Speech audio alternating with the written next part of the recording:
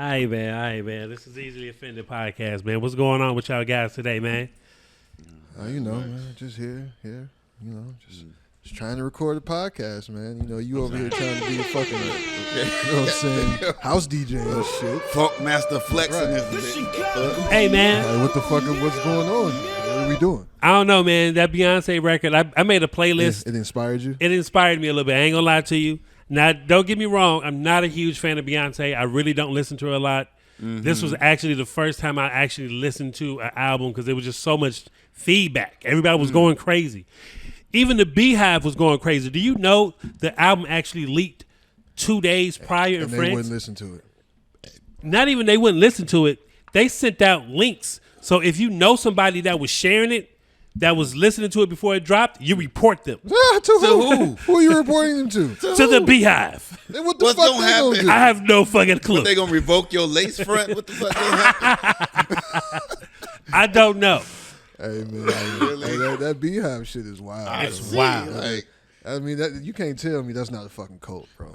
Like the Beehive, man, the motherfuckers are insane. Don't they got a church of Beyonce somewhere? I'm sure it's probably somewhere. Hey, there's some Beehive, bitches somewhere praying to Beyonce right now. Easily Offended. We love y'all, okay?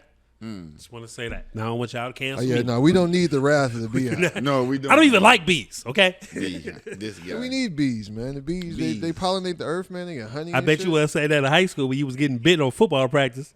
Stung. Yeah. Bees don't bite. But yes, I didn't like bees. I didn't appreciate what they contribute to the overall ecosystem when I was fucking 15, 16 years old. That's true, man. I understand more now. So we here, man. I still don't want to like be around bees though, or like bees watching. I don't fuck with them. Yeah. Like I just move. Get the fuck away from me, fam. What's going on with you, man? Sean, what's going on? What you been up to, man? My neighbors had a party this weekend, and I had a friend. I picked her up, and she came over, and she got really friendly. Oh, yeah. And it was my boy's birthday, and I told him, I said, "Hey, I know it's your birthday." I said, "You know, if you want a script, I got a script on deck." Okay. And also, she was a stripper, or she just she just moonlights on the weekend. She was just how you say, very friendly. Okay, and all right. More eager to make new friends. Yes, make his birthday very festive. If you understand me, so it's cool. This nigga Sean is like Pootie Tang and shit. Just got bitches willing to do anything. Hey man, so Make my man a hamburger sandwich. It was a good time. Like a hamburger sandwich, nigga. What? It was a good time. What you been up to, Rel? Man, I've been chilling, man. You know. I see you've been at the WNBA. I went to another game. You stalking one of the players, G? Hey, you got one of those players. Well, first off, I would not be stalking anyone. I'm sorry, stalking. You know what I'm saying? I wouldn't want to do that, but nor do I have the need. But anyway, that's neither here nor there. Right. I'm not. Somebody did ask me that shit actually. You know what I'm saying? I've just been going to the games. I'm not smashing any WNBA players. Not that I would be opposed to it. I'm about to say, how does that work? Hey, bro. Man. I'm telling you, I'm sitting there on the sidelines like, man. You know what I'm saying? It's they played the Las Vegas this last game. They got kind of they was down by like 25 points in the first quarter. They came back and made a game of it, but they could just never close the gap all the way. Damn. Man, but I think one of her name is Asia Wilson. He's about to have his jersey next week. They plays for Las Vegas. Uh-huh. Hey, man, when I tell you, she was out there warming up, man. You know what I'm saying? Hey, bro. That's all I got to say on that. Hey, man, you know what I'm saying? But other than that, bro, it was good. It was really entertaining, man. Unfortunately, they lost. But yeah, but can't win them all. Can't win them all, but it was good. It was actually the Commissioner's Cup. Okay. It's like an in-season, kind of an in-season tournament, basically. Yeah, I didn't know what the fuck it was. What you say? They just sounds funky, the Commissioner's Cup. But they just started it last year because I know in the NBA they were toying with the idea of an in-season tournament. It hasn't come to fruition yet, but it's something to because it seems like the NBA is adopting more of like a Euro soccer style model when it comes to certain things. We talk about like the play-in tournament, the turnaround in-season tournaments. There are other things like that happen. But they actually have that for the WNBA, where there are certain games within that are already built into the regular schedule that count towards the Commissioner's Cup. So basically, whatever 2 teams has the best record in those games designated for Commissioner Cup. Right. Those 2 teams then play for the Commissioner's Cup. So it's one game, and the winners get a $500,000 bonus for the team. The team splits. I thought that was like each. I'm like, damn. Well, not each. But you know, I mean, it's That's still. so nice, I mean, yeah, still, yeah. I'm sure. You know what I'm saying? So yeah. So unfortunately, the Sky did not win. Vegas definitely. I mean, they got a really good team. So Las Vegas is actually number 1 in the West. The Sky are number 1 in the East. Okay. Yeah. Yeah. You know, I know a lot East about tight. that. I see. I just want to be there when they're down by 69. Oh my God. I need to. You know what? I This need is to why we download can't for have him. nice things. This is why we, You know what? I need to download the ding ding ding. I need to download that for every the time. rim shot. Yeah. Yeah, right.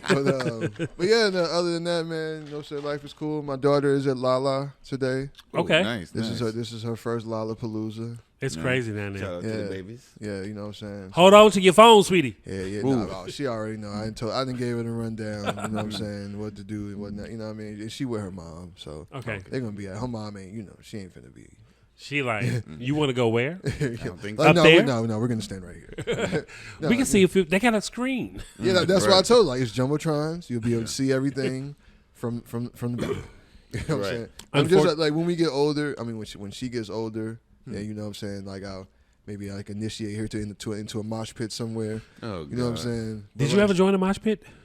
Oh yeah, I've definitely. I mean, you know how many fucking Wu-Tang shows? That's true. You know what I'm saying? mosh Been to pit? like, do we Wow. like down by the stage? Like, you know what I'm saying? That's Wow. true. Like not like mosh pit and shoot like what's like mud and all that, but it's just like, you know, in the pit down there, like close to the you would- stage. you With would- Oh, I shit. thought you- it was mud Yeah, and but you whatnot. know what I'm saying? When shit gets real down there, you know what I'm saying? Shit gets fuck. funky. Literally. Oh, well, damn. All right. But yeah, it was about, you know, she's gonna enjoy that, man. I'm just happy. Unfortunately, my son was there the past 2 days, and he was in it. The Mike. mosh pit? I wouldn't say the mosh pit, Oh. but he was definitely in the In the mix. mix. Yeah. So this is his second festival. Nice. So like he wanted to go today. And you know what's funny to me? When kids want something, sometimes they don't ask you for it. They just tell you how much it is. Sorry. So I was like, what I'm like, you going today? He like, no, I'm not going today. It's $100. He's like, oh, I don't have $100. I'm like, oh, okay. So then he hit me back like, yeah, he gave me everybody he wants to see and said, and yeah, it's $100. I was like, oh, He had to all hit right. at it. Okay. Hey man, you know, you went to 2. Oh, sorry. You did 2. You know what I mean? So that's enough, huh? It's you're cool. done. You can miss out next year. Yeah, you're done. Next year, me and you will go. You know what I'm Yeah, saying? We'll do yeah, the. yeah. I don't know if I'm gonna go though. I might go. I might have to meet him there. If somebody's there, because like now that my kid is going, I definitely, because I've never gone to Lala. I never really wanted to go. Like there's never anybody there to deal. You know, I don't really like huge crowds like that. Right. So in order, like, the only time I regret not going that, you know, Outkast was there some years ago. I wish I'd have gone for that. Yeah. Because like, I mean, you see, it's just like when they don't perform very often together. They don't. You know what I'm saying? And I've well, I would say, no, I've seen Outkast live. I remember we used to have a picture Yeah, we with did. Outkast. And we don't. I don't know where that shit was. Yeah, way back. That shit was like way like high Yeah, school. like not like Southern Playalistic Cadillac music. Yeah. Outkast. Like, you know what I'm saying? Outkast just now dropping Yeah, Outkast. like, it was performing at Julian High School. Yeah. Yep. It was Outkast and Twister. we did 3 shows that day. Yeah, because it was one in Julian. When they at the Dalton next? No, is it either way? It was all the way in the suburbs. Yeah, you know what I'm saying. I remember the one at Julian's where we took the picture with Outkast. But yeah, that's the only year I regret like not going. But now you know my kids of age, I definitely want to. Sorry, I was loud. What the fuck are you doing over there? He not. You know what I'm saying? He all unprepared. Yeah, you know what I'm saying. Sorry. No, you Sorry, guys. Should have plugged that up in the beginning. No, but Yeah, but But you yeah, know. now that she is, so I might try to like catch one with her, man. Yeah, like I really feel the vibe. I like the fact that we have this great festival that just signed 10 years, so they'll be here for another 10 years. So this is a festival like right now. Green Day is performing. If you got Hulu, they are streaming that shit live, and it's a lot of people out there. Lord Jesus, look at that! Oh Lord Jesus, I like Green Day. Yeah, I used to love I Green fucks Day. with Green Day, bro. I'm Remember when actually recording. They had that legendary performance, man, when they did the Woodstock '99. Oh my god. Yeah. Green Day killed that shit. That was a when I best. come around used to be my When shit. I come Yeah. You know what I'm saying? But I ain't been up to much. Nothing, man. I've been chilling. Yeah. I've been chilling. Like, gotta have surgery September 13th. You gotta have surgery. Yes, I'm finally Get a going to nose get job, my nose situation, my sinuses, so I can sound different and not be so stuffed up all the time. Okay. So yeah. Nice. So that's about it, man. And just working, ready for vacation 3 weeks. Nice. So back to the Ozarks. Okay. You know what I mean? So be out there for a minute. So other than that, man, I've been chilling, bro. Okay. Been cooling out, waiting for the pod.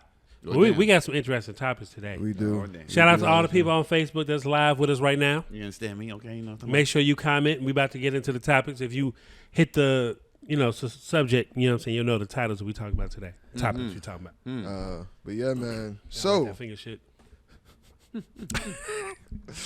yeah, man. So first topic. Okay. What would you do segment? Oh damn. Oh man. So basically, now that we're gonna try to make this a regular thing, so just gonna explain what this actually is. So basically, we find real life scenarios that present, a bit of a moral quandary, if you will. You know what I'm saying? Like what would you do in this situation? And basically, today's situation is something that I'm sure people have seen. It got a little bit of coverage. I saw it on social media. That's how I found out about it. I believe I saw a post on IG. Man shot to death while trying to help woman being beaten at gas station. This was in DeKalb County, Georgia. The shooting happened at a Chevron gas station off Chandler Road and Misty Waters Drive. If you live in DeKalb County, Georgia, I guess you know. That sounds like Decatur. Yeah. Where it's greater. But yeah, the victim was killed trying to intervene in a couple's argument. Police said the victim saw a man and woman arguing at a car parked at gas pumps. The victim possibly saw the man hitting the woman. Oh damn. Yeah. Investigators said man went to help, but the other man shot him, and the victim died at the scene. The couple drove away. Whoa. Yeah. That's crazy. Yeah, so basically, he was trying to be a good Samaritan. He saw a woman getting beat, and he thought he would step in, and try to defend. Yeah, it's something that I'm a very honorable thing to do, for real. And unfortunately, he ended up losing his life behind that. So it's just like, when it comes to domestic situations, like if you were to see that happening, like a similar situation, like what would you do? Would you be just like, you know what I'm saying? Is that's not my business? Or would you try to intervene? And have you ever been in a situation like that? Oh, okay, go ahead. I've seen a situation like that. I lived in Gary for a while, and I was coming out the grocery store. Of course you've seen shit like that growing up in Gary. And my man, he was like arguing with his girl. He started shaking her. He had on the hood of the car, and he was all like, So you knew the guy? I didn't know him. I thought you said my man. Okay, I get no. it. No, I get it. I'm saying, He was on her. He's just like, she was on the hood of the car. She's screaming and whatnot. But I just remembering days past, I don't know how, but it's like usually when it's like even no matter how much abuse the lady is taking or the man is taking, like they always make up and they go home together. And it's like if I try to step in, it's like they might do something to me, or like while I'm trying to hold him back, she might start beating my ass and shit. This is true. So unless the chick was really like in her life was in jeopardy, I would not step in. That's real. If her life is in jeopardy? If her like that, I mean that's the only time I would maybe step in. Okay. I mean, me personally, so I actually was in a situation very similar to this. Okay. This was back I had to have been, man, I was either in my late teens or early 20s. And I just know I was still living at home. All right. And so we got a deck on the back of the house. So it was a warm summer night. I'm sitting outside chilling. And so there's a gas station at the corner. You know the one on 83rd. It's state. Yeah. So there's a gas station right there, and I can see it from the crib. Right, you can see the back of it. So I'm sitting out there, and all of a sudden I hear this woman start screaming, and I hear her say, somebody help, he's trying to kill me. Damn. Yeah. So I spring up. I tell my mama, like, hey, call the police. Only thing I can see being near me is a bat. I grab the fucking bat, and I try to run around to where I can come from an angle where he can't see me. You know what I'm saying? So there's like the alley meets at the L, right? So I'm coming from this way, so they couldn't see me approach. So I'm walking through the alley. I'm almost there. The fucking police run up on me. Damn. You know what I'm saying? And put me in handcuffs. And you just trying to help out. And I'm trying to explain to them, I'm like, I'm the reason you're here. Like, we called you. You know what I'm saying? Like, that call came from my house. I'm out here trying to help. But all they see is a big nigga with a bat. You know what I'm saying? Walking in the alley, and they just got a call. So they get me in handcuffs, man. They about to take me to jail. The only thing that really saved me from going to jail was my mama came outside, and she was trying to explain. And it still took them a minute. And then they ended up seeing the people that the woman I was trying to save and the man, they were actually a couple. They were like, obviously like fucking like on some, like they were probably like crackheads, you know what I'm saying? Just on some shit. I was trying to be politically correct, but fuck it, they were crackheads. And, you know what I'm saying? In the alley, they were addicted, arguing. You know, and basically they let them go. I'm sitting here in handcuffs. Wow. And you can see them like, this is obviously the problem right here. You know what I'm saying? Right. But I'm in handcuffs. They don't want to let me out. My mama had to beg them to let me go. Damn. You know what I'm saying? So I didn't almost went to jail, or they could have shot my big ass. Yeah. You know what I'm saying? Something like that, all over somebody that ended up leaving with the motherfucker anyway. Now, this is not to say that, because I've been in situations where a woman might have felt unsafe around a man that she didn't really know. They weren't necessarily in a relationship. Right. I've been in several situations like that. Like, I'd be out somewhere, and then sometimes I've just peeped, like, okay, this is a bad situation. Let me try to, like, you know what I'm saying? And right, move around. Yeah. And just like on some, like, subtly kind of, like, you know what I'm saying, insert myself, you know what I mean? And let basically put myself in between them and the guy. You know what I'm saying? I was in a situation one time. I was in New It at a bar, man. It was this old dude. He kept, like, he was hitting on these girls, man. At first I thought they was cool with it, but then one of them started looking at me, and you know, motherfuckers, like, you know what I'm saying? You that look like yeah. So I help kinda, me, right? Yeah, you know what I'm saying? So I ended up having to basically, like, start talking to them, and then eventually kind of like asking the guy questions, you know what I'm saying, and eventually I was able to, like, get him away. Okay. And, like, once he left, you know what I'm saying, they told me the whole demo what was going down. So I'm saying all that to say that there's a fine line. And I've been on a situation where I was trying to be a good Samaritan and almost got fucked up for it. And so when you talk about, like, domestic situations, something between a man and a woman that are, like, together, like, married or in a relationship, those are things that I'm gonna be hesitant to step in on. And I know what I'm saying, and that's just gonna be real. Now, if it's like a woman that's in imminent danger, like you said, somebody that's fearing for their life, then it's just kind of like, I mean, I feel like that's my manly duty. You know what I'm saying? To, like, try to step in. But yeah, man, you gotta choose those situations wisely, man, because unfortunately, you can end up like my man here. You know, this epitomizes the saying, "No good deed goes unpunished." That's facts. You know what I'm saying? I mean, that's the type of, and the thing is that's the type of person that you want in society. Like, you know what I'm saying? Like, if somebody was, if my daughter was getting hit in public, right, I would want there to be another man there that would step in. Indeed. You know what I'm saying? That's what you want. But unfortunately, man, like, stuff like that does happen to good people. You know, that actually try to do good in this world, man. Like you say, no good deed goes unpunished. I've never been in this. Well, I've been in a situation, like, personally. Did you say you get stabbed in the nose? No, stabbed in the nose. Did he tell us that? I fractured somebody's nose. Oh, I got it twisted. All right. In a domestic. Oh, she dispute. bit you on the nose. Something with a nose. No, I'm not going to go through the whole story. Okay, because that's part of my life that I do not wish to talk about. I'm sorry. It was very toxic relationship that I had to get out of. I just remember. But yeah, being a promoter, being out in the club and seeing, you know, guys see a girl. It's one thing that guys can't handle, and it's with us, it's pride. Right? You feel what I'm saying? It's pride with us. Yeah. So even if, you have a situation that's not fully established into a full-blown relationship and you out as a young boy or at these clubs I used to see, and the dude just don't know how to handle himself when he sees his woman with another guy. You feel what I'm saying? Because he's like, damn, like you just gonna be all in my face like that? Like, bro, like the tables could be turned. You could be with a girl. Like y'all not really in a relationship, so just keep it moving. And I've seen those situations turn very ugly in a nightclub because he's like, oh, bitch, what you doing? You up here got niggas buying you drinks, shit like that. And it escalates quickly. And as a promoter and as a person that was running a venue every 2 times out the week, you have to pay attention to stuff like that.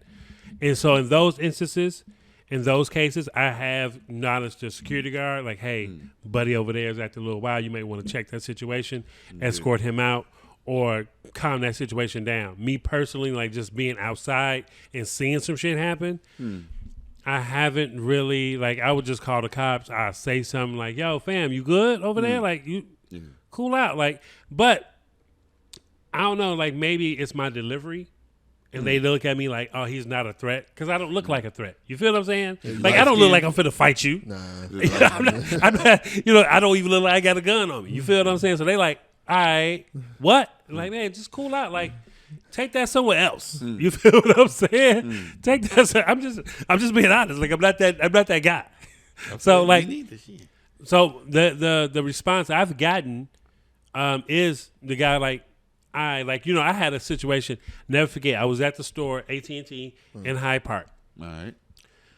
A car drives up forcefully, slams the brakes, he gets out, he's yelling, da-da-da-da-da-da.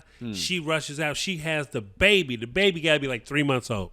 She grabs the thing out the back seat, yanks it, pushes the door, comes into the store, and he's like, yo, you always be doing this bullshit, da-da-da-da-da.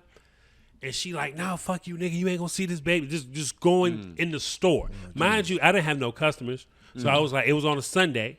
So I was like, okay, this is supposed to be a chill day. I'm supposed to be at work. I'm high. I may work with 1 or 2 customers. Like, I'm chilling. These motherfuckers full-blown arguments. So I had to separate them. I told her to go outside and get back in the car and go where she's going. I told him, you don't need to go where she's going. Because I can see right now it's going to escalate bigger when you get in that car and get wherever you got to go. So I need you to chill here. Here's a bottle of water. Sit your ass down. Cool the fuck out. Like, for real, because I know the situation. Like, when cops come, even if she's the aggressor, when the cops come, you're going. Yeah. That's it. No like, you have no question. So, like, bro, chill the fuck out. Relax. Talk that shit out tomorrow. Let that shit be. Man, fuck that, man. She got... Hey, your child is on this earth for the rest of your life. Indeed. If you're lucky. Right, if you're lucky. God willing. God willing, if you're lucky. But this point right here, it's literally like 2 days of arguments. Let that shit die down. Y'all calm the fuck down. Y'all have a civil conversation, or try to have a civil conversation, and just come to some agreements. Because other than that, it's just not. It's not worth it. It's not worth Especially for him. You know what I'm saying? I've been locked up 3 times. Damn. You know what I'm saying? You know, I bailed out the next day, but that shit ain't cool. You know what I'm saying? That shit costs a lot of money to get that shit off your record as well. Shit. You know what I'm saying? So it's like a lot of things is just wild as fuck. So you can't really, you know, I feel bad. Condolences out to that brother's family. Like, he must have been obviously he was a very good dude. He believed in morals and standards and boundaries. So he stood up when he saw what was right for him to do at that particular time. And that was to stop a young lady possibly losing her life that night. You feel what I'm saying? But unfortunately, he ended up losing his. Unfortunately, he kept losing his. And as far as I can see, they haven't found the people. Jeez. They haven't found the so. Yeah. And now they like a Bonnie and Clyde. They out in these streets together. And her ass leave with the guy. No telling if she's still with the dude. I'm quite sure she is. And then you still with the dude. I need to question your mental, because you just watched this man kill somebody to help your ass, and you still there. Leave the shit alone. That might be why she with him. Some of them time they love chaos, bro. I mean, but a lot of times, like, when people are in abusive situations, like, it's easy to say, you know, you should just leave. Why don't you just leave? Yeah. Oftentimes it's not that easy. You know, I mean, and obviously, you know, there's a mental component there. Yeah. I mean, not necessarily believing that they can go, or you know, like, or thinking that, like, you know, if they do leave and they find you, it's going to be worse. They're going to, you know what I'm saying? Or children could be involved. Right. Money. Children, money could be a fact. I mean, it's real easy to just say, well, why don't you just go? Right. You know what I'm saying? But it's a mental thing. Yeah, it's just really never that easy. Those type of guys, they get inside your mental and they make you feel like you're not worthy and you can't do nothing without them and all that stuff. It's a mental situation with it. And also like you know how women always say they want thugs. I think like the thugs that they talking about are the men that just know how to stand their ground and not finna take shit. You feel what I'm saying? Because a lot of women say, "Oh, I like a man's man. I like a little roughness. I like a little something." But that doesn't mean chaos. That doesn't mean chaos, because that means now you're calling every person that may be black a thug, as society looks at us and think that we just automatically beat women. There are a lot of men out here that are very stern on their ground, and women respect that, and they don't have to mentally abuse a person or physically abuse a person. But she can say he's a man's man. He's a thug. Like, he knows how to talk to me. He knows how to put me in my place without making me feel like shit.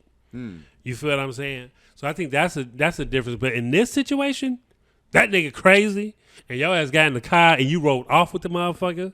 You feel what I'm saying? And hopefully I pray for safety for you. You know what I'm saying? Whoever you are. Because that shit's crazy. Yeah, you watch the motherfucker, you watch the person kill another individual because this individual is trying to help you out. Might not have been the first time, bro. I mean, yeah, that's what I'm saying. I mean, yeah, and I don't know, like I said, it's just a real unfortunate situation. But I just feel like, you know, a lot of times, man, between, like I said, those domestic situations between the man and the woman, you know, I mean, unless, like, I would be hard pressed. Like I said, I wasn't there to see what happened. I would be hard pressed if I was right there and I just saw a woman getting beat. Right. You know what I'm saying? Like, I don't know if I could just sit there and watch that in good conscience without trying to do something. You know what I'm saying? But that's the thing, like, you know, but in those type of situations, man, it's just like, you know, you can end up in something that more than you bargained for. And I'm gonna look for help.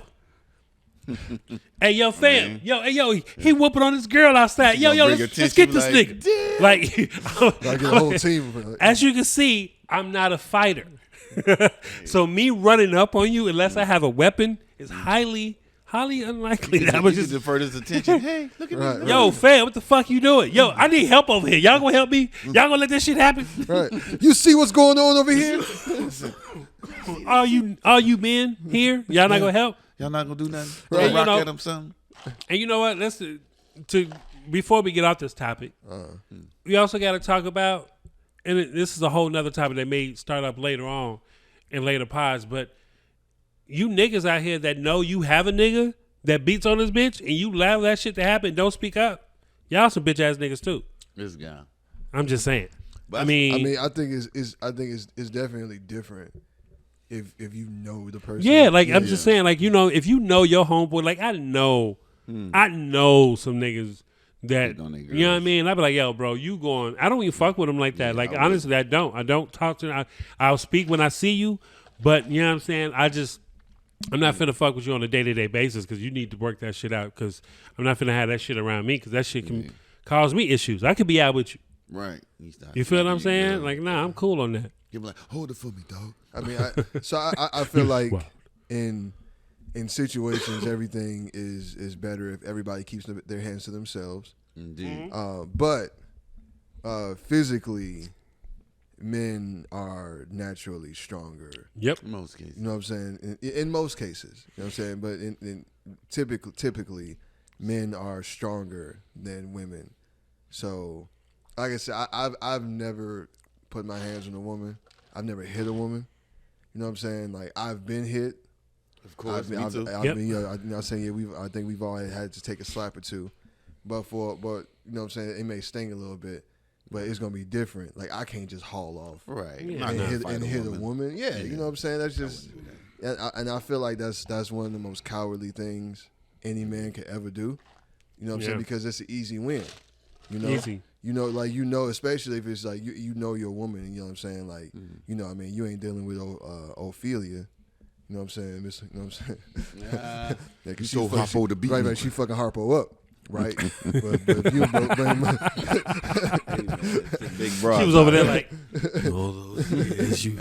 I kill him dead before I let him. she was just sitting at that table like,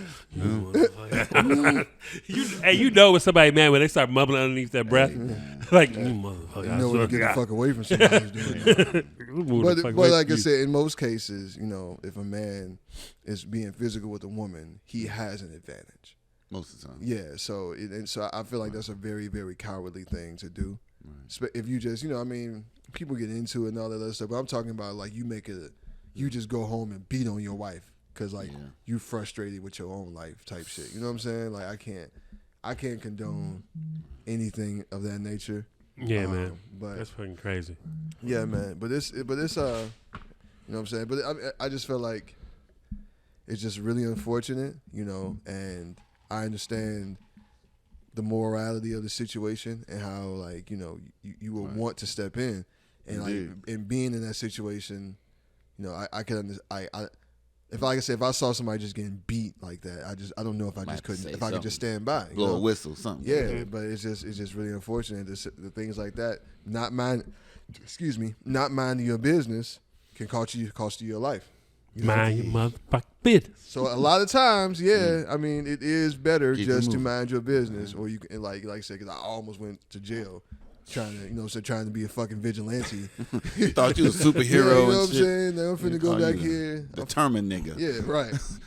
All right, man. So, but yeah, man. So prayers out to that man's family, the condolences. Yeah, man. And all that other stuff. Hey, man, y'all be smooth out there, man. Enjoy your summer. Stop having these domestic disputes, okay? Yeah, bro, just leave. Like I go to church or something. Yeah, I ain't finna be arguing outside. The police gotta come and all that other stuff, bro. I'll just go home. Yeah, just leave. You know what I'm saying? Just walk away. I'm gonna go to the crib, man. We talking. You know what I'm saying? Just a few more days. Yeah, just a couple of days to cool off.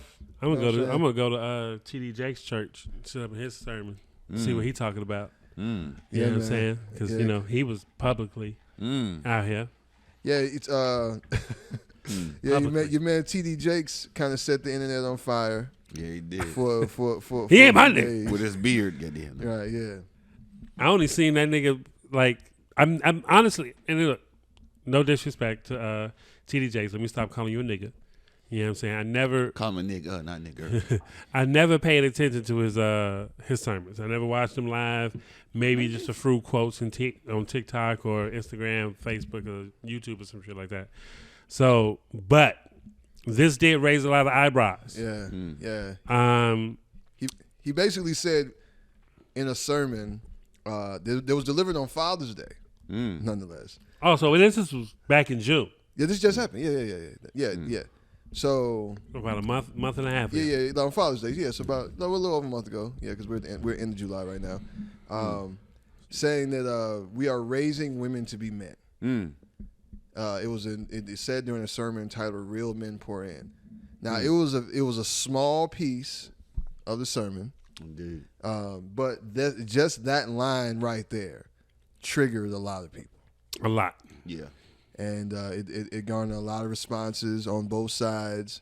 You know what I'm saying? And I saw a lot of people kind of like, yeah, you know, this is what Kevin Samuels was trying to say the whole time. You know what I'm saying? Indeed. And you know, and people, and I think.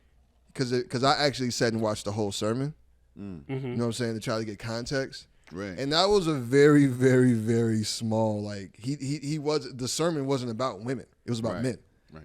You know what I'm saying? But just that small part is what people, like, took and dissected and wanted to go in on. And a lot of people on other sides of it, you know what I'm saying, agree. I saw a lot of women that disagreed and agreed. You know what I'm saying? Most men were definitely on the kind of like the, you know, like I said, is Kevin Samuels. Yeah, type of thing. This is what we've been trying to tell y'all. Right. Y'all acting like niggas. Look, I seen a lot of it. One girl, she posted, she like, what do you expect us to do? She just point blank asked what. She was like, let me ask men, what do you want us to do? You want us to sit in the house, have babies, clean the house, stay in the house, don't say shit, don't have a job? Or would you want somebody out here fighting in the field just like you fighting in the field? 2 incomes is better than one. What happened, you didn't finish college and I did. So my pay grade is a little bit higher than you. Should that matter? It does matter. How? Really? Like how does it One matter? One word, hypergamy. It does matter. Give me the definition of that. But hypergamy, to summarize, it pretty much means that a woman usually almost always seeks a man doing better than her. And if he's not doing better than her, she's going to feel some type of way. So do you think majority of women do that on a regular basis? Or do you think a lot of women would take a guy that doesn't make as much as her and still hold him down as well as she will hold him down as well financially? And also, like, is doing quote unquote better, is that strictly tied to finances? I would say it depends on the woman. I would say generally it's finance, but it depends on the woman. She may think it's physical, something else. But I think, in my humble opinion, I think most women would be on the former as opposed to the latter, where they would want a man doing better than them. And that's why, unfortunately, for a woman, the better that she does, and I would go ahead and say, especially for a woman that's a minority like a black woman, it hurts her to have a high access of means, because now that's gonna make her dating pool smaller. Because if you're making more money than the average man, then your average man is not gonna step to you, or he might feel some type of way. So, right, that's a good rate. So at her point, what would you want the women to do? I would want them to one, choose better. But this goes both ways, though. It goes both ways. Choose better. Let's just do the women. Like, what would you want them to do? Like, if they have this education, they just gonna let this go to waste? No, but just know that just because it's like most women that are led like capitalists at work and socialists at home. So just because you the boss at work don't mean you can be the boss here. Or we need to have some type of understanding. And I think that's... And so you think women that do make more money than men have that boss mentality at workplace and at home and don't know how to separate the two? Not all of them, but generally speaking, a lot of times it can be a problem. Okay. Generally speaking, it could definitely be a problem. And like I said, this is a very back and forth conversation between men and women. You know what I'm saying? Personally, I think that it can be very stable and you can still be the man of your household. Because if you are in a situation where your woman makes more money than you, that should kind of ignite something inside you to make sure that you're on point with your shit, to make sure the shit at home is cool too. Like there's a lot of guys that don't mind being at home. I know fathers that literally took 3 years off of work just to be a home dad, doing the cooking, cleaning, dishes, taking care of the kid, because of the mom was making a certain amount of money. You feel what I'm saying? So she can do everything. And then after those 3 years, he got back to the situation. You know what I'm saying? I think it really boils down to what type of partnership you have with that person that you're with. Indeed. And it takes two mature people to understand, like, just because you make more money than me doesn't mean that I'm not going to listen to you because you are the man of the household. You feel what I'm saying? Like I said, I've always said this before. If you're a good leader and a good man, your woman, even if she makes more money than you, she's going to listen to you and let you make the decisions in the household. You posted something the other, 2 weeks ago, about a guy that lost his job. Yeah. You know what I'm saying? Yeah. He had lost his job and his wife was, making money. Uh-huh. They was out with dinner with friends. His wife knew that he didn't have the money to pay for the meal. And as a man, this is your duty. Right. The men fight over the check. You feel what I'm saying? She hurried up and zailed him some money and said, check your account. That's a woman that understands her place. You feel what I'm saying? She understands. She respects him. Well, and I don't want to say place. That's a bad word. Yeah, I would say that's partnership. Yeah, that's partnership. Yeah. She understands that he is the leader of the household, and if I pull my card out and pay, it may make him feel some type of way, and it may make him look different in front of this couple that we're in front of.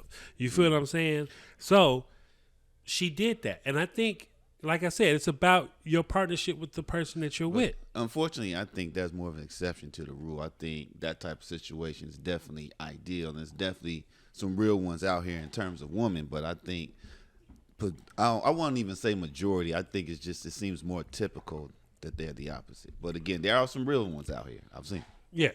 But TDJakes, a lot of people say, was it misogyny or misogynistic? Misogynistic. Is this like, was this rooted in male patriarchy? You know what I'm saying? Was this misogynistic? So when you just look at the comment and it just isolate it, then it can trigger some things just if you just look at the words, right? But I wanted to watch the whole sermon so I could get proper context. And what I found is that it was just a very small piece of the overall message. And he just basically said, that women right now, because this is a very small part, he said that, we're raising women to be men. Indeed. He said women in society are not celebrated for their femininity. They're celebrated for being rough, tough, vicious, mean, all this other stuff. Right, which I can't say I necessarily I agree with to a certain extent. I would have to agree, but I feel like that's a small. You're talking about that's not the overall. That's I think that's a small section. You know what I'm saying, of society. However, prominent it may be in media and what we see, but I'm talking about real life, right? But he was saying that it's basically saying that women like to say how they show that they don't necessarily need us anymore. Right. Black women specifically. Indeed. Like to show that they don't need us. They said he said they're climbing the corporate ladder, but we're losing our families. Indeed. And I don't like how that really places most of the onus on the woman. But I'm just using the words he said. But what he did say was that this behavior is born out of pain, because essentially as black men we've let them down. We've lied to them, you know what I'm saying? We've done things, and also, and I know we kind of touched on this a little bit before, man. There's documented, there's been systematic things that have been done to separate the black family. Right. You know what I'm saying? When you talk about mass incarceration, globalization, you know what I'm saying, factories shutting down, people losing their ways of providing for their families. And then you have other things that kind of come in. This how we talked about redlining before, and how they're to cut off a lot of ways for people to get wealth and make money. And the number one cause of divorce is fucking money. People of couples breaking up is money, and then you throw the fucking crack epidemic in there. You throw the crime bill in there. You know what I'm saying? There are a lot of things that happen. They were done specifically to target black people that helped to break up the black family. Well, this was predicted in the Monahan report. Yeah, but okay. But so we know shit like that, right? So if we know things like that, then why do we choose to bicker back and forth with each other rather than to try to move forward knowing what we know? Because all we really do, because even when I was looking and I was researching this shit, and I know the right button.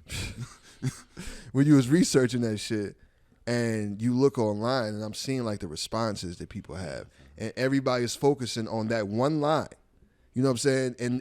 And completely missed. And nobody mentioned the part where he says this behavior was born out of pain, because what we've done to you over the years, because in a sense, black women have had to be the mother and the father. Like the saying goes, mama's baby, daddy's maybe. You know what I'm saying? In a lot of instances. Papa was a player. Yeah. Player was a papa. In most instances of single parenthood, it's the mother. It's not to say there are no single black fathers. Of course not. No, there are plenty of black fathers that are the custodial parent, right? But most of the time, it's with the woman. Yep. And so because of all these things that have happened, there's, like I said, we can't put the blame on one thing, but there have been many things that have happened, right? That caused this division, and have kind of essentially, in some instances, removed the father from the household. Right. But you can't blame that on the woman. I think the burden falls, unfortunately, it falls more heavily on the woman in this situation. Yeah, the burden does because they have to raise the kids. But what I'm saying, we can't blame them for that burden. They didn't ask for that. They didn't create it themselves. But they chose to have the child. Okay, all right. So what you're saying is, so even you talk about situations where they already had the children. I'm just saying, unfortunately, it falls more heavy. I say, and this is an unfair burden, but it falls more heavily on the woman because she decides whether a child is conceived or not. So why do we choose to sit there and criticize them instead of I'm not saying this to say because I feel this way about women as well. I feel like but the one thing I see more than anything that's really kind of disturbing is like how single mother has become a derogatory term. You know what I'm saying? It's like about it. Yeah, being a single mother has become like a scarlet letter, and motherfuckers will look at you automatically like you're you're just a bad decision maker. You know what I'm saying? Without really even knowing like what the situation is. You know what I'm saying? Exactly. Like and so you can't really judge. Like they don't, like, women don't reproduce asexually. Of course not. It takes a man. So at some point, the man has to factor into that decision making. Yeah, he definitely has responsibility. Yeah, you know what I'm saying. So I don't understand, like, when people talk about single parenthood, like, it's always this thing with single black mothers where it's, like I said, it's become like a derogatory term, and it's really kind of disturbing. And I just feel like I see that more from men. It's not that we don't see anything hate wise from women towards men. It just seems like it's a little more prominent right now, and it's kind of disturbing. I think it's the opposite. I think it's more of like been seen as a badge of honor. Being a single mother? Yeah. I think it's been more lauded or applauded than more lauded. It's like a single mother. It's like, I'm going to have a baby. I see it on the Facebook all the time. Chicks be saying, I can't wait to show my baby bump, all type of stuff. All type of baby shower. Sometimes the father's not even involved. So I think it's been more applauded than lauded. No, I mean, that's just personal. Like, I think what you're saying is a lot of men don't talk to women with kids. I mean, some of that too, but I'm just saying. I think it's a lot of men out here that don't. And like you're saying that you probably see that a lot more. And you're saying on Facebook, you probably see a lot more women being excited. I mean, of course, a woman is going to be excited to bring life into this world. That is one amazing thing that I can't even imagine doing. So for the simple fact of you're an alien, jokingly, just joking, you're not really an alien, but you have another human being growing inside you, that should be celebrated and honored, which it is in some cases. But in the dating world, from what I've seen from the outside looking in, there is a lot of women out here that do have a hard time. Of course. Trying to find somebody. And then the women that out here that don't have kids also find it a hard time to find a guy, because the guys be like, they so used to women having kids, they be like, what's wrong with you?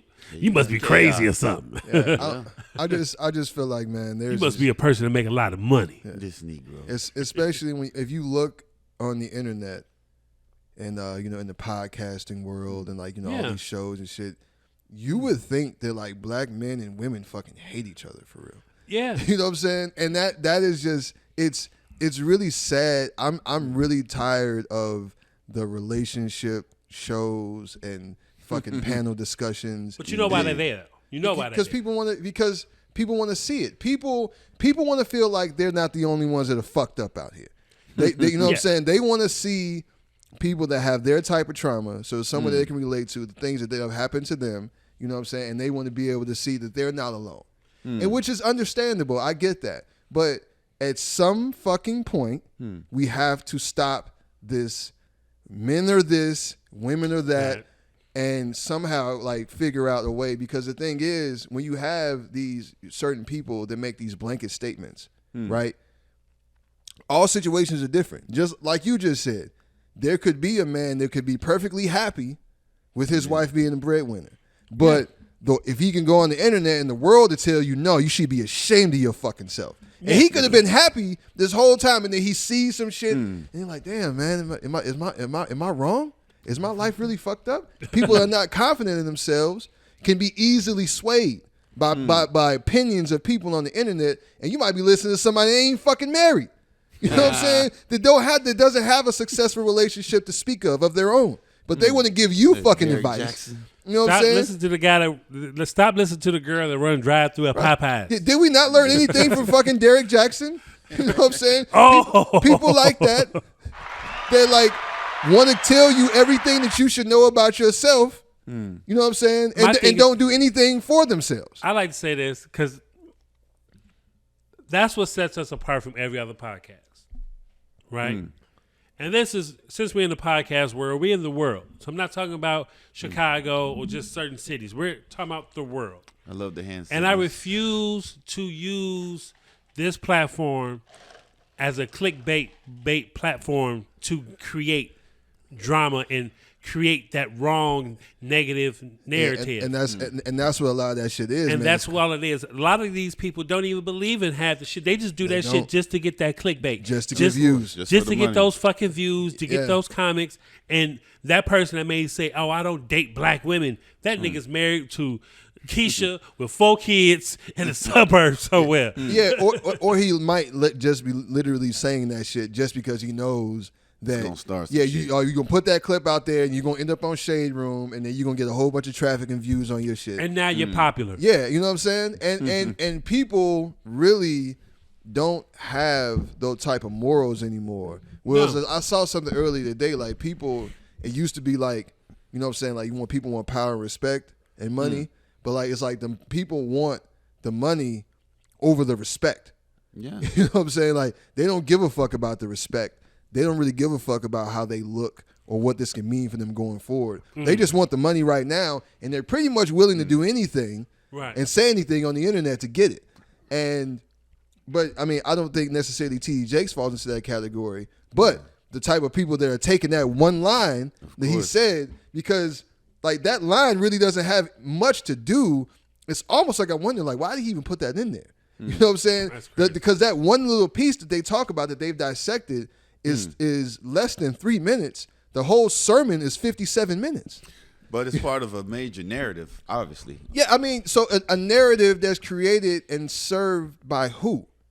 Well, somebody definitely benefits. And this is why, like, when we talk about a lot of the rappers, this is why I say I don't really blame the rappers. I just don't like what they're selling. And I'm saying our culture is being sold to us. And when I say a culture is being sold to us, how we should act and feel about each other, what we should eat, drink, breathe, and smoke is being sold to us. Well, it's the same thing, right?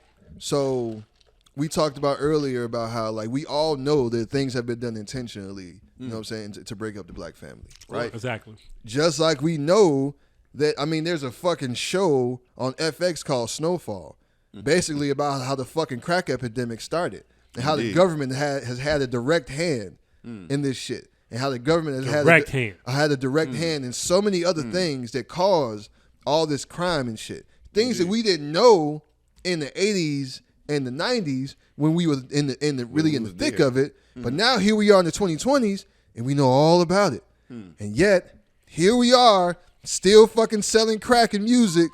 You know what I'm saying? Still killing each other in music. You know what I'm saying? And on the fucking streets. I mean, because that's, you know what I'm saying? It's like, so it's like, okay, so we know this shit was put here intentionally to fuck us up, and we're still doing it. We're still doing it. But that's why I say it's sold to us as culture, because once it's sold to you as culture, now you can't question it. Right. And that is a part of it. That is a part of it. Very much so. But everybody has a choice. I mean, have a choice. So the thing is, having said all of that, I understand it, because when I'm not talking about like, you know what I'm saying, like you got niggas out here that's just fascinated with the lifestyle. Yeah. You know what I'm saying? I'm not talking about addicted to the drug gang. Right. I'm not talking about them. I'm talking about the shorty that his mama kicked his ass out at 13 years old. And now he's on the street. And he trying to figure out a way. And he see, you know what I'm saying, that this is an avenue that he could pursue. Hey, you know what I'm saying? I ran into one of those shorties. No, I've known people like that. I got people like, you know what I'm saying, like these I'm talking about, these are the real gangsters. And this is the type of stuff like my mom used to tell me when I was just show you, like, nah, you ain't no gangster. You got a mom and a daddy in your house. You know what I'm saying? You come home and there's food in the refrigerator. Like, exactly. Real gangsters don't come home to mama and daddy. Nothing. You know what I'm saying? They don't come home to food in the refrigerator. You know what I'm saying? So it's like, so when you talk about people having a choice, right? When you economically disenfranchise the people to that point, and then you put these options in front of them, right? You don't really you don't leave them in much choice in those situations. So it's real easy for us. You can sit here from a place of privilege, and it's easy for me. I can see how the cycle is perpetuating itself and how we're doing it, but I don't necessarily have. I can't tell you how to stop it. No, you know what I'm saying. I don't know what to tell the shorty who mama kicked him out at 13. He can't do nothing. It's he's out here. I got a story when I worked at Tony Sports. I lived in Chatham, so I used to catch the number 3 down to 55th over to Kimbark or Woodline and walk down. All right. Every morning I get on the bus. I used to see this little shorty sit on the bus. He used to get on the bus like around 75th or something like that. And he'll have his homework in his hand, and he'd be trying to do his homework, but he's dozing off. So about 8 months go by. I keep seeing this kid. I speak to him at this point. I know him. Right. You know what I'm saying? Hey, what's up, man? How you doing? Good. So one day I just asked him, why are you doing your homework in the morning? He was like, cause I be out all night. I'm like, bro, how old are you? He was like, I'm 14. I was like, okay. So you too young to be outside. He like, I ain't got no choice. So that goes with the choices you made. He made a choice to hustle at nighttime to take care of his little sister and his older sister. Now his older sister, she was old enough to work, but she was mentally challenged. So she couldn't hold a job down. You feel what I'm saying? Because the family can't afford the insurance for the medicine that she needs to act right. You feel what I'm saying? Yeah. So he was like, I gotta take care of the crib. Like, I don't know who my pops is, and my mom out here. And matter of fact, I'll never forget the day after that. I was on the bus again. I see him again. I saw him every morning. And he like, there go my mama right there. And she was out there on the corner, cracked out. Wow. By that McDonald's that used to be about across the street from O-Block. You know what I'm saying? Yeah. And I was just like, damn, it's the choices. Like you said, it's choices. These shorties are not born into certain situations where they have all these opportunities outside as in these other areas. Yeah. So when you look at all that, like I said, so just to bring it back, you know what I'm saying, to the original TDJakes, yeah. Yeah. We jumped over the deep. Yeah. We pod. I think it's all connected though. Yeah, We podding today, fam. It is all connected. But It I is. just feel like there are so many reasons as to why it's not like necessarily men just don't want to be there or women just don't want the men there, right? And it's crazy because something else that he said in the sermon that I took, like I was sitting there watching the sermon, taking notes, like I'm a real fucking parishioner. He was damn. You know what I'm saying?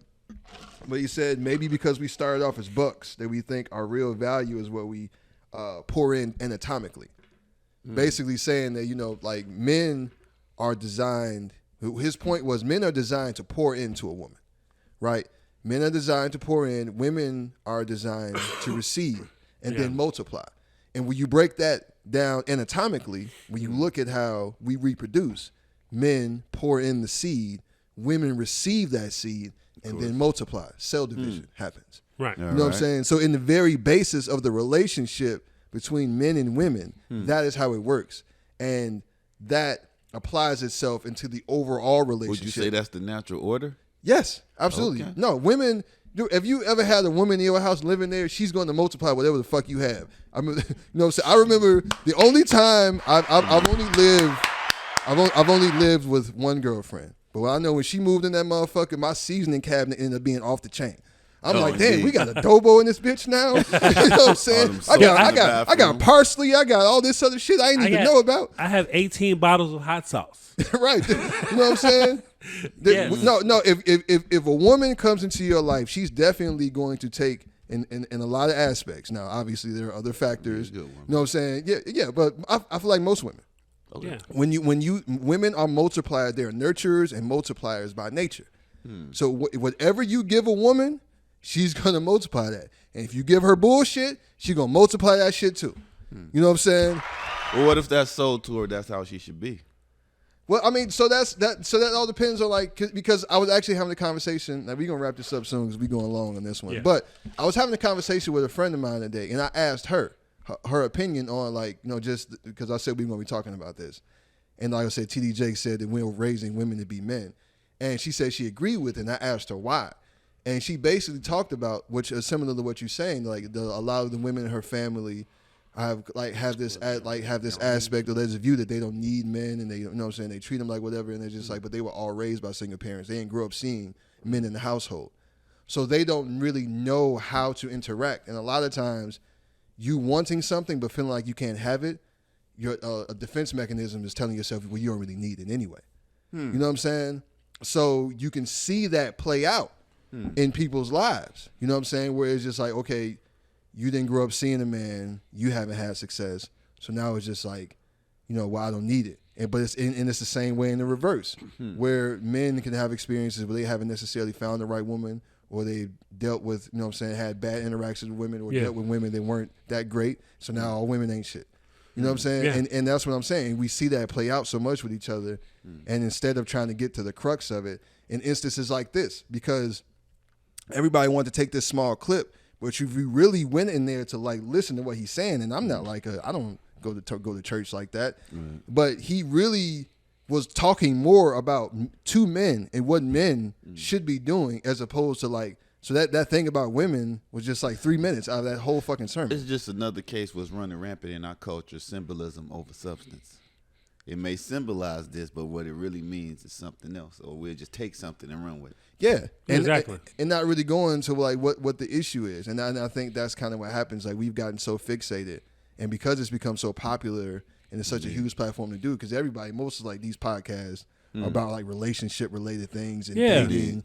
You know what I'm saying? And you see, you get on there, you see, dudes on there saying all types of wild shit. You know what I'm saying? Just to get the clicks. Just to get the clicks, and it really, in the long run, it may get you a little bit of paper. It may get you a little bit of notoriety. But in the long run, it's going to hurt us. And it's only caused our relations between us to be more and more fucked up, for lack of a better word. You know what I'm saying? And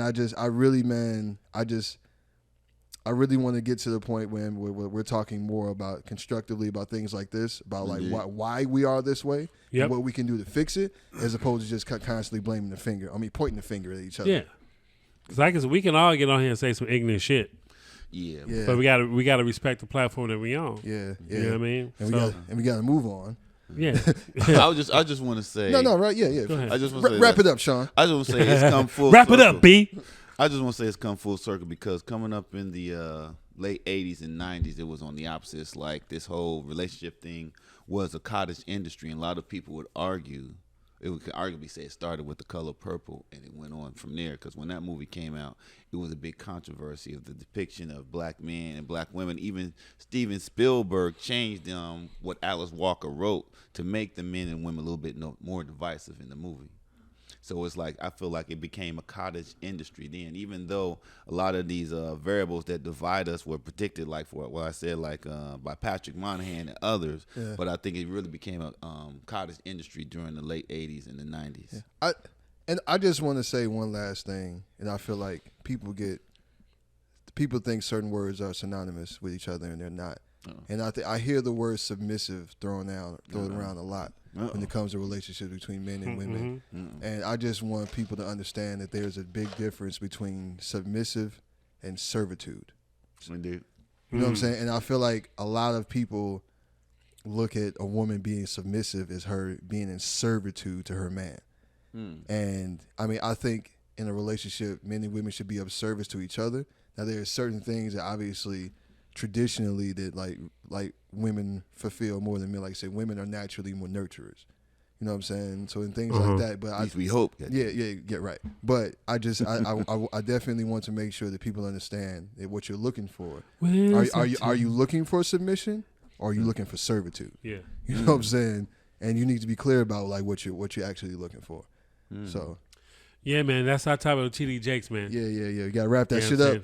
All right. Have to wrap that shit up, B. We got one last one. All right, what's that? The motherfucker getting Yeah, the Similar Brooklyn to pastor. The Brooklyn pastor. Yeah, we're moving on to Hey, another pastor. Another pastor. damn. Pastor in Brooklyn got robbed during the service. Well, I'm not going to his Wait, church. the man didn't rob nobody else in the church. He robbed. No, he robbed the pastor and the first lady. His Didn't wife. have some change. Yeah. on? Oh no, he had plenty of change. They stole allegedly $1 million in jewelry. God damn. $1 million. You know what I'm saying? Wow. You wearing this shit at church, bro? Yeah, I'm talking about he had like 4 chains, yo. It was wild, bro. Yeah, on the death row chain and shit. You know what I'm saying? Yeah, but yeah, he had. Hold on, because I got a list of the NYPD provided the Gothamist. This is the article that I'm getting this from, with an itemized list of the items stolen as reported to them by Whitehead, including a $390,000 Cuban link chain, a $125,000 wedding ring, a $75,000 Cavalier watch. Other items included a $25,000 earrings, $75,000 Rolex, a $20,000 Episcopal cross, $15,000 gold chain, a $50,000 wedding ring, $25,000 Episcopal ring, a $10,000 gold chain, a $200,000 gold chain, and $20,000 emerald cross. Not a partridge in a pear tree. He sound like the prizes of the Hey, fucking man, Wheel of my Fortune. man is out here getting money From who? from his parishioners. Not even that. Not even that. Because it does look crazy As hell. as hell. What you about to justify this? What you? Oh no. Okay. Oh no. My thing is this. Preach. Now, I did a little research on the brother. Okay. He is in real estate. He does have a huge ass crib. All right. He does have a Lamborghini truck, and he does have a Bentley truck. Okay. He lives the lavish life, To But- say the least. to say the least. You know what I'm saying? But it is brought to the attention that he does do very well We in see. real estate. Okay. He just happens to be a pastor. Just Now, happens to be a pastor. now, Okay. now, 'Cause I now, definitely, I want to see what That you about now. to say next. he definitely stealing from the church. You feel what I'm saying? Or Nah, he using ain't that- stealing it, giving it to him willingly. Or using Giving that it to him tax-free shit. But not even that. If you look at the church, the church don't look like shit. You feel what I'm saying? It doesn't have that many people in there. It doesn't hold a large. About It how ain't, it many ain't, would you it say? ain't like a TDJakes Yeah, church. he ain't got no big, huge. You know what I'm 30 saying? people? Yeah, Maybe about, I would say 100. That's Maybe a little bit more. decent. And One of those parishioners he allegedly stole $90,000 from. I'll let you Yeah. finish though. you know, this is my thing. Like, you know, so I looked at it like, okay, so his church ain't that big. So you got to be getting this money from somewhere because you got a 1 point some million dollar house in Jersey or wherever suburb he live in.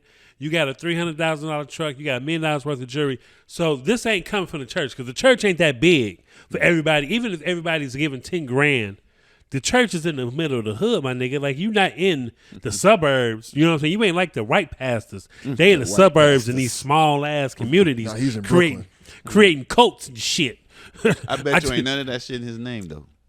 We don't know. Like, this just happened. We haven't really dug detail. We can't speak on things that we don't know for sure. I got But some details. He's definitely stealing something from the church.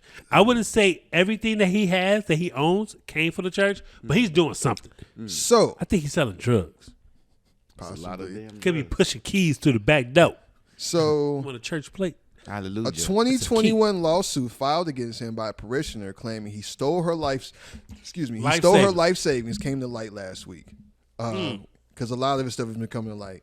So, suit alleges that Whitehead convinced a 56-year-old Pauline Anderson to invest $90,000 into one of his firms, promising to use the money to buy her a home. Anderson claims she wrote Whitehead a cashier's check in November 2020 under the agreement that he would provide her with $100 a month to live off of until the home he purchased was ready to move in. There's so Wait, many wait. things She wrong never with this. she never received a receipt or contract according to the complaint. Whitehead never sent her the monthly payment, so he never even sent me the $100 a month. And what the $100 fuck in are you fucking supposed to Brooklyn? do for $100 a month? What again? Say what again? What are you supposed to do with $100 a month? In Brooklyn, I go outside for 5 minutes and I ain't spend $100. I'm saying. I spend $100 on the way here. You know what I'm saying? Like, Why is she doing that type of deal? Right. so well, Okay, I mean, because that's crazy. because she was being taken advantage of, right? Okay. So and they said the lawsuit alleges instead he used the money as a down payment for that $4 million mansion in New Jersey that you just spoke of. Okay. Damn. You know what I'm saying? So, and this lawsuit is still going on. It's still pending. And his accusations of alleged malfeasance Wait, what? extend beyond the lawsuit against him currently.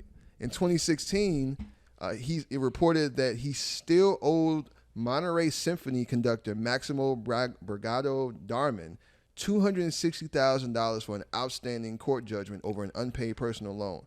He's also served time in jail for past convictions for identity fraud and grand larceny. Well, That wow. nigga He's a scammed. That's model what I'm citizen. saying. Right. So, but now he's a pastor of the church, rocking millions of dollars in jewelry, you know, and he got robbed. That nigga like, You're a liar.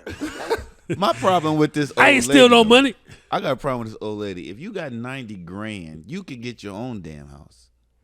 I'm just saying. People get swindled all the time, especially when you talk about men of the cloth. Man. Like, you know, they can convince you of things. He's like, this is what you should do. This is what God wants you to do. Man. You know what I'm saying? Like, there was a lot of those people that operate in those churches are master fucking manipulators. I Or just- con man. I just Same saw, thing. You know what I'm saying? I just saw a documentary on Hulu. White pastor, you know what I'm saying, stole over $4.1 million from over 10 people in his congregation because he was investing money, you know what I'm saying, in stocks and bonds and investments and stuff like that. And everybody in the thing was like, yo, it was good for like a year or 2 years. We seeing like multiple returns of what we invested, so we was good. And then all of a sudden, the motherfucker tried to buy a bank. And we The Bank of Jesus. the nigga tried to buy a bank in a small town because he was like, I want to try to save the town. This bank go under. The town only had 414 people. They gonna be jobless. When he said jobless, I'm like, jobless, nigga. That's like 10 jobs. It's 414 people.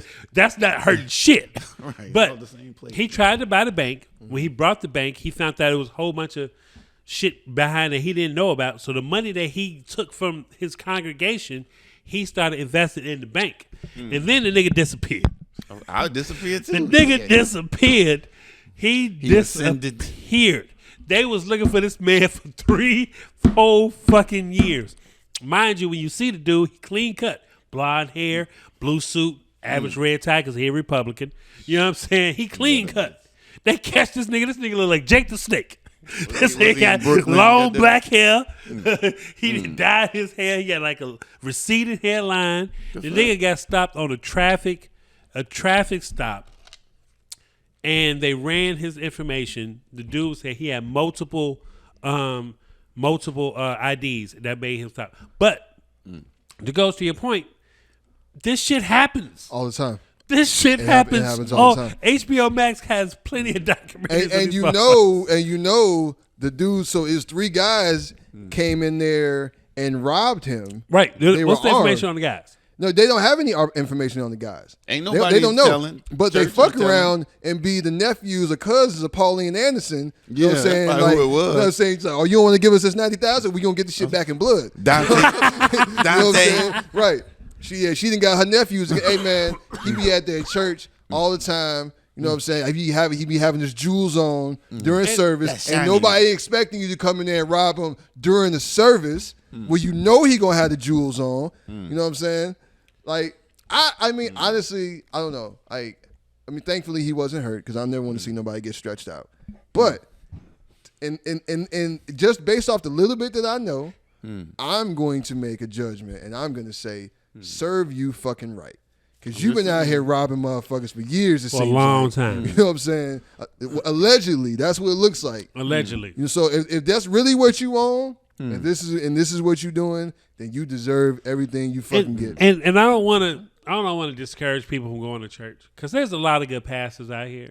My thing is this: like, if you're a good pastor and you're making a lot of money, we have a few pastors here in Chicago Well, They got private jets, drive fancy cars, wouldn't take me. live in a nice area. But you also see them doing a lot of shit in the neighborhoods, though. Like, You do see them do the Stop the Violence March. Pastor Hannah, he does a lot of shit during 79th Street. Stop the Violence March. He does food drives. He does a lot of good things for the community. Now, I don't know about the dude that owns the private jet. That is the one that I really can't think of his name. I really don't fuck with dude because he was down the street. He's on 115th. he tried to close the factory. The strip Yes, club. he's the one that tried to close the factory strip club because his church is right there. You talking about Meeks? Meeks. Yeah. I don't Pastor Meeks. I don't know him. Meeks? I don't know him, so I can't speak bad about Don't the like brother. the freaks. But I have heard some things. Oh damn. I heard some things. I personally But- feel like the mega church is like the biggest hustle.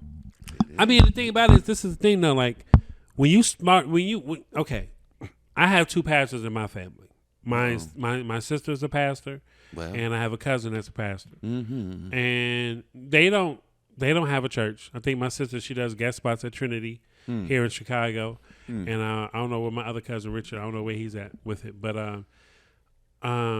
your whole goal is to get there, To get where? What you mean? to get a bigger church. Why? Like, because if you're right, like if you're official, it brings you more money for the church to do more things for the people that's involved.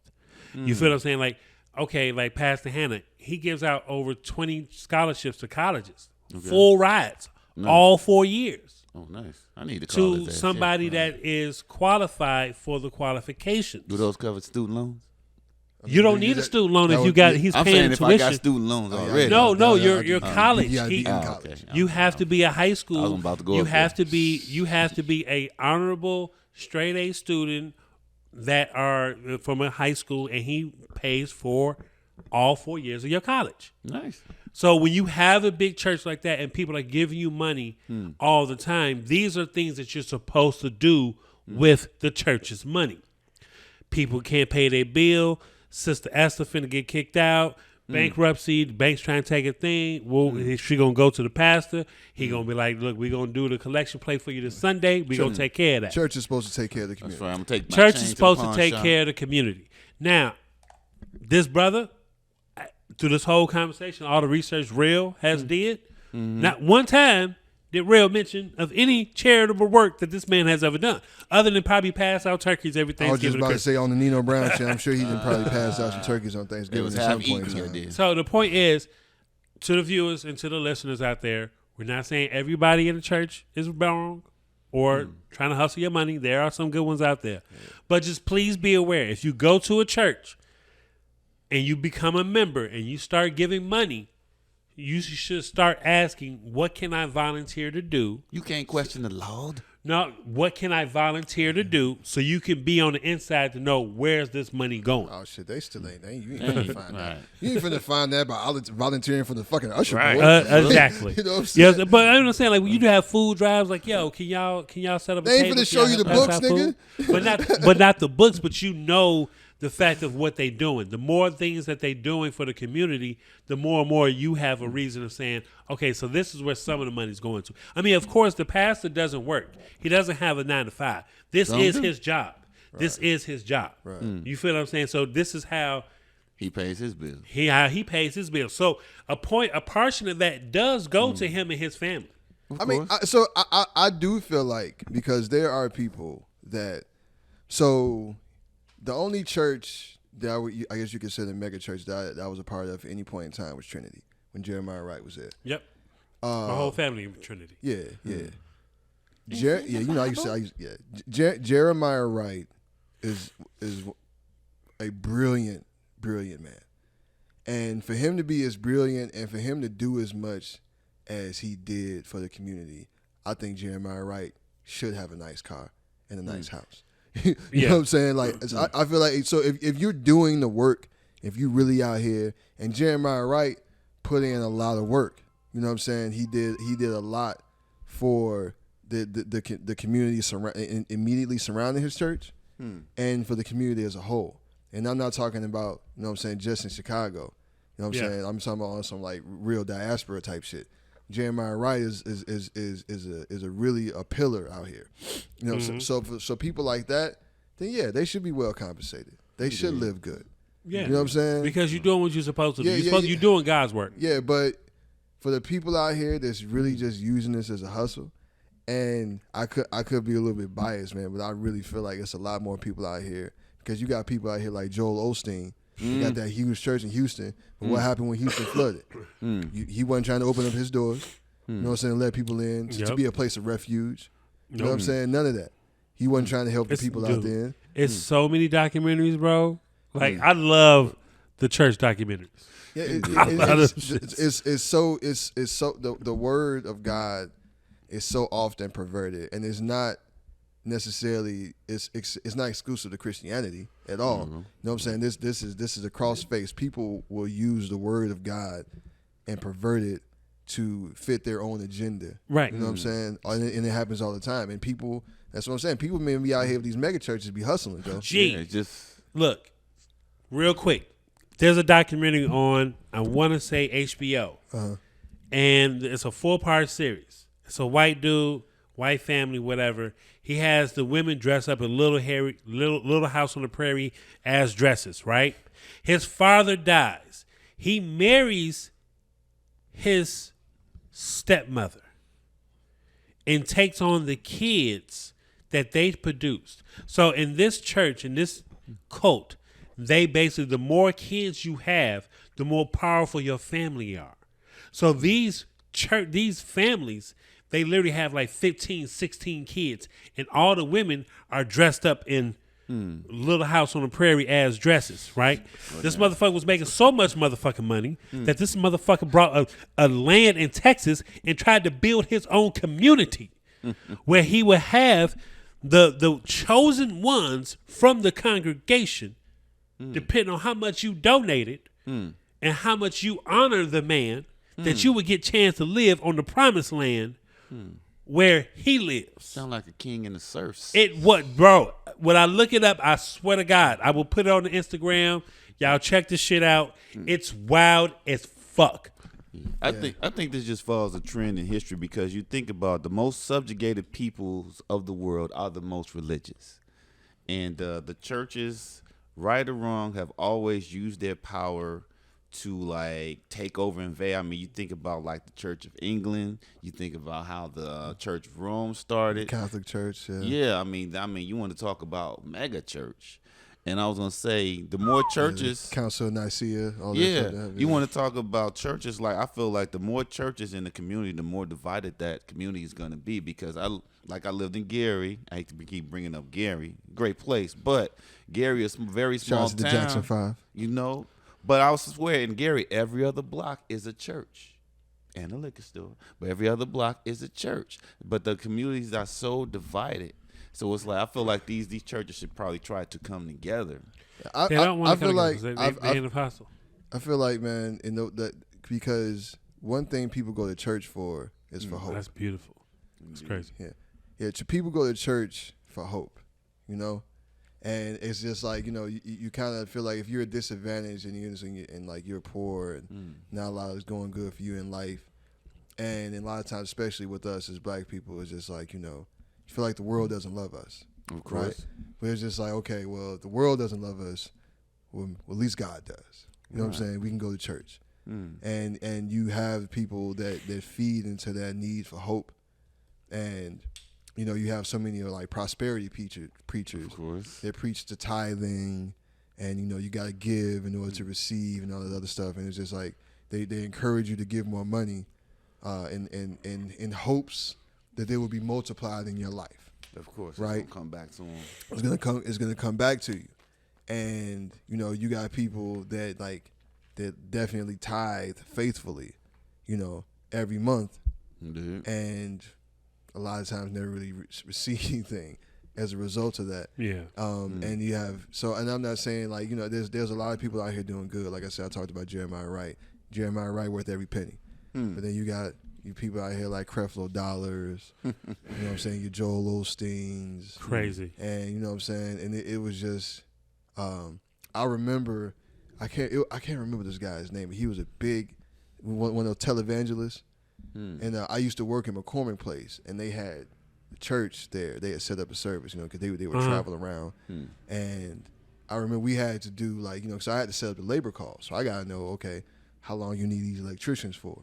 You know what I'm saying? So I'm trying to get a sense of when it would be over, like when it's a call. And the dude just told me, whenever they stop giving money, that's when we stop. Wow. He legit told me that.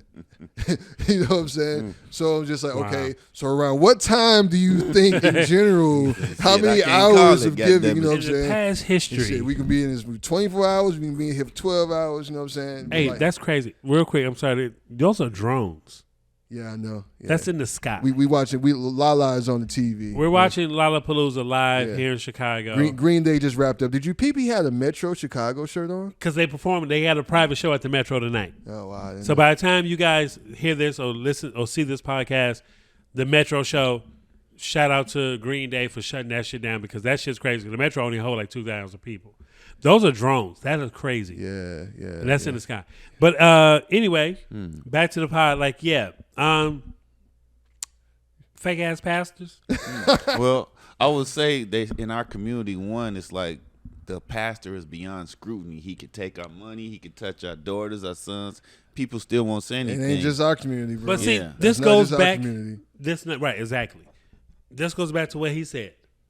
We know all these things. Why do we continue to let it happen? I think again it goes back to the culture of it's like no. Because it is. No, it does. Yes. Okay, I get it. Do you? Yes, culture. But like you said, and anybody else, you know the reason why these things are happening. And I'm telling you. And wait, I get it. You've been brainwashed to think I'm supposed to do this shit. I'm supposed to give this man this or do that. It's tradition. But when it's tradition. But when you hear and read all these other stories of this shit going wrong, shouldn't that click in your stupid ass brain to say, hey, this not something that I want to do. You know what it is? Eventually, you have to stop. Eventually, you have to make a choice. You know what it is? Wants to do that? You know what it is? What? The devil. There you go. The devil. See, that's the devil trying to tell you. I got an apple for you. He's sowing seeds of doubt Yeah. into your mind. You know what I'm saying? Never That's mind. My thing. We know, we three men sitting at this table, right?